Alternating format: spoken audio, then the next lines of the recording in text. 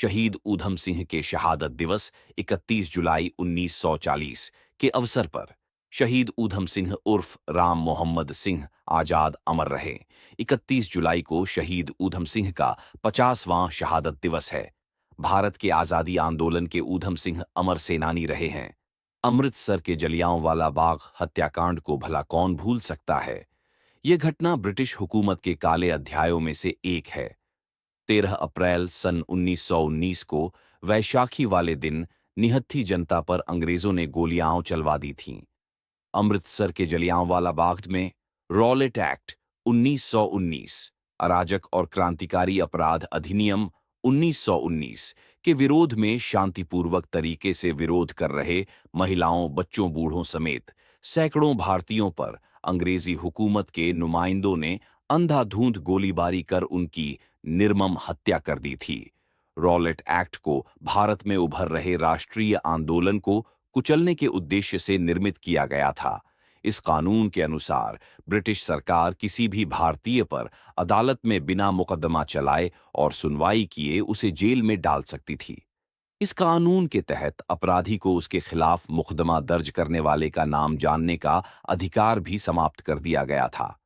इस कानून के विरोध में देशव्यापी हड़तालें, जुलूस और प्रदर्शन हो रहे थे।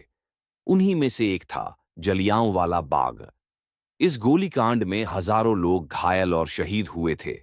गोली चलाने का हुक्म जनरल एडवर्ड हैरी डायर नामक अंग्रेज अफसर ने दिया था, किंतु इसके पीछे पंजाब के तत्कालीन गवर्नर जनरल रहे माइकल ओडवायर का हाथ था। ब्रिटिश सरकार इस हत्याकांड के माध्यम से पंजाब और पूरे देश की जनता को आतंकित करना चाहती थी। पंजाब के तत्कालीन गवर्नर ओडवायर ने जनरल डायर की कार्रवाई का अंत तक न सिर्फ समर्थन किया बल्कि उसका बचाव भी किया। उस समय बाग में ऊधम सिंह भी मौजूद थे। उन्होंने इस खूनी दृश्य को अपनी आंखों से देखा था। गोरी हुकूमत द्वारा रचे गए इस कत्लेआम से क्षुब्ध होकर ऊधम सिंह ने इसके जिम्मेदार पंजाब के तत्कालीन गवर्नर को मौत के घाट उतारने का फैसला लिया। गोलीकांड के करीब 21 साल बाद 13 मार्च 1940 को लंदन के एक हॉल में उन्होंने माइकल ओडवायर को गोलियों से निशाना बनाया और खत्म कर दिया। ओडवायर की हत्या के बाद ऊधम सिंह भागे नहीं बल्कि उन्होंने अपनी गिरफ्तारी दी।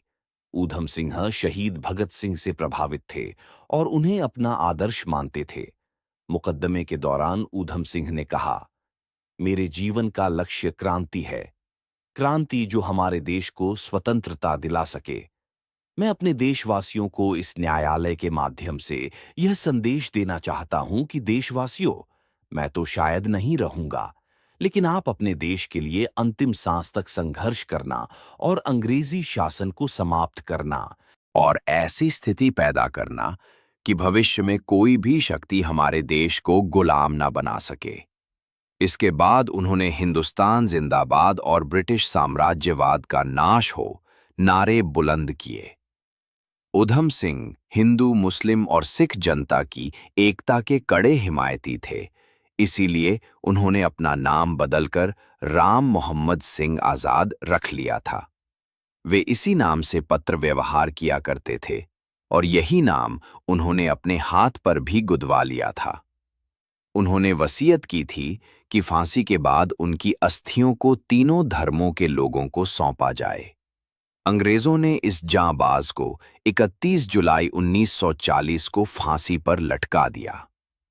ऊधम सिंह का जन्म 26 दिसंबर 1899 को पंजाब प्रांत के संगरूर जिले के सुनाम गांव हुआ था।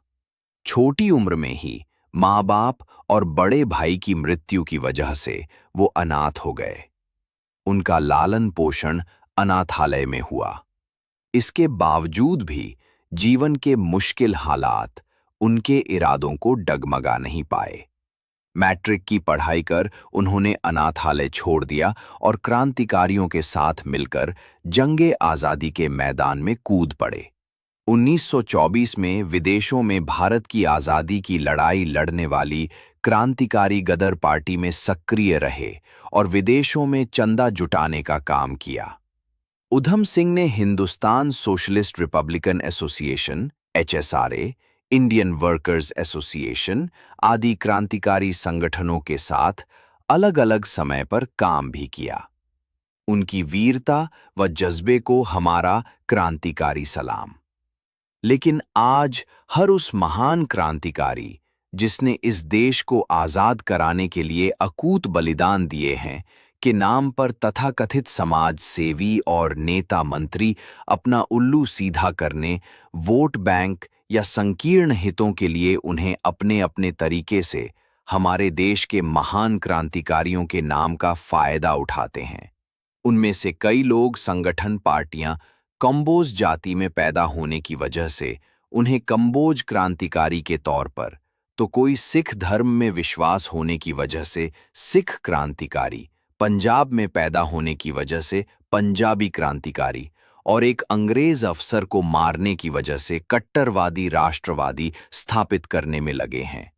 ये लोग हमारे असली क्रांतिकारियों की तस्वीर को हर हमेशा आधे अधूरे व गलत ढंग से पेश करने में कोई कोर कसर नहीं छोड़ते।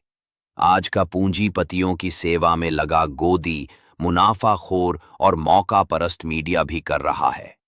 भगत सिंह, सुखदेव, राजगुरु, चंद्रशेखर आजाद से लेकर उधम सिंह तक को केवल जुनूनी देशभक्ति की भावना से प्रेरित युवाओं के रूप में पेश किया जाता है, जिन्होंने देश के लिए अपने प्राण त्याग दिए। ये सभी क्रांतिकारी भारत को सिर्फ अंग्रेजी हुकूमत से आज़ाद कराने के लिए नहीं, बल्कि हर तरह की शोषक व्यवस्था से आज़ाद कराने के लिए संघर्षरत थे। साम्राज्यवाद और पूंजीवाद दोनों को ध्वस्त कर एक समतामूलक समाज की स्थापना उनका लक्ष्य था। उन्होंने इस देश की जनता को आज़ादी से पहले ही चेता दिया था कि अगर हम धर्म या जाति के नाम पर आपस में झगड़ते रहेंगे तो देश आज़ाद होने के बाद गोरे साहब की जगह भूरे साहब आ जाएंगे और इस देश की मेहनतकश आबादी का शोषण बदस्तूर जारी रहेगा। आज़ादी से पहले जिस तरह किसानों और मजदूरों का शोषण हो रहा था, वो आज भी बदस्तूर जारी है। देश की मेहनतकश अवाम के माथे से गुलामी का कलंक आज भी नहीं हटा है। ऐसे में बिना समय गवाए शहीद उधम सिंह जैसे तमाम क्रांतिकारी देशभक्तों के संदेश को याद करते हुए हमें इस शोषक उत्पीड़क पूंजीवादी लुटेरी व्यवस्था को बदलने के लिए इसके खिलाफ मोर्चा खोल दे और असली मुद्दे जैसे कि बेरोजगारी, महंगाई, शिक्षा, स्वास्थ्य, सुरक्षा को उठाएं। हरियाणा दर्पण न्यूज़ चैनल शहीद उधम सिंह और उनके तमाम सहयोगियों को कोटि कोटि नमन करता है। जय हिंद, जय भारत।